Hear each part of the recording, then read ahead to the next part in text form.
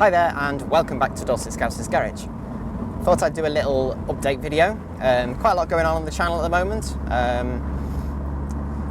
First thing that a bit of maintenance I'm trying to do on the car. I've noticed that there is a slight ticking noise at certain revs.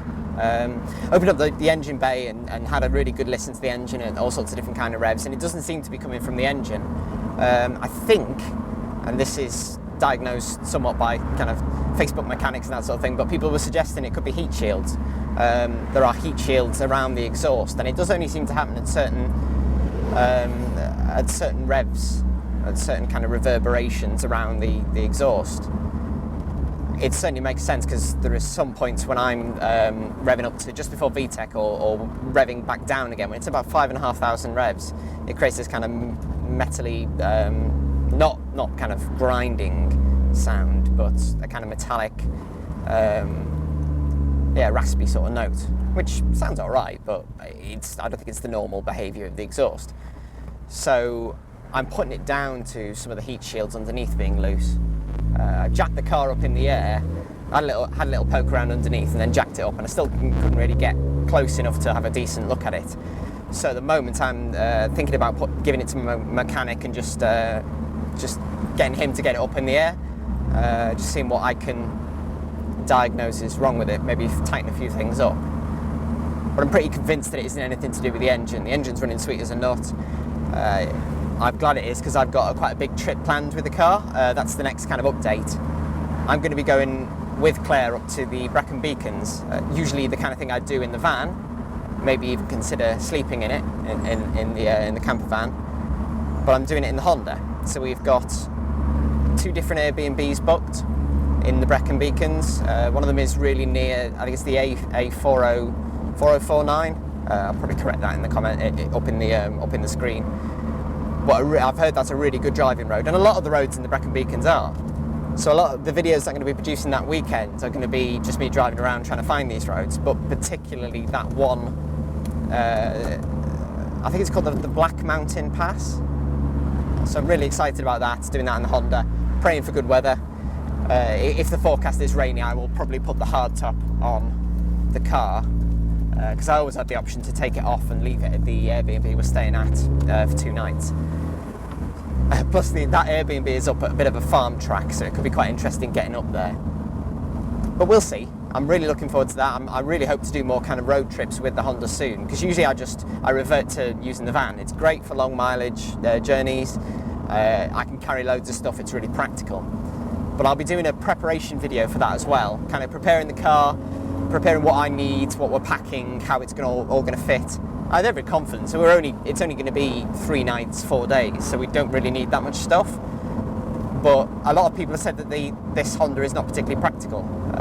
I think it makes a difference not having the spare wheel in there, but the boot is perfectly sizable for small journeys. I've known people to do the North Coast 500 in these with camping tents, full-on camping gear. I'm not quite sure how they manage that, but you compromise. You don't take everything with you. You don't take the whole kitchen sink with you. You just take what you need.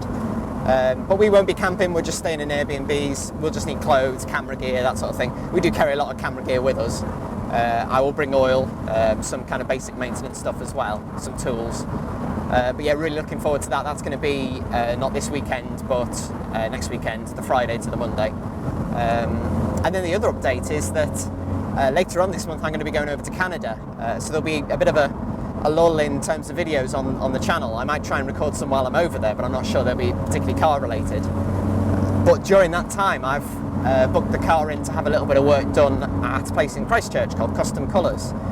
They specialise in kind of really high-end paintwork. I'm not getting the car resprayed. I love the yellow, and it's mostly in very good condition.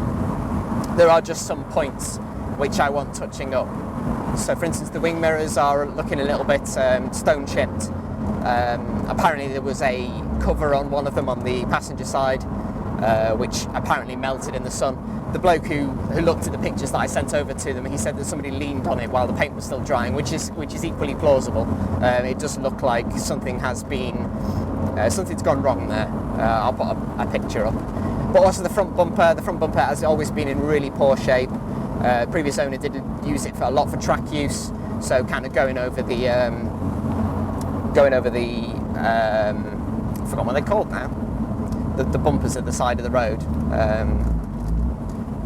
Yeah, I can't remember what they're called now, but also a lot of stone chips and that sort of thing. So there's a bit of work in terms of preparing that front bumper, maybe replacing the metal mesh behind it, and then spraying it up in the...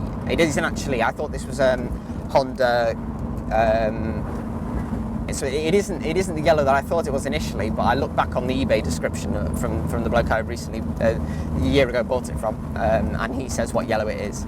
Y53 is the colour code. I just can't remember the name of the yellow. But yeah, it's going to be resprayed up in that.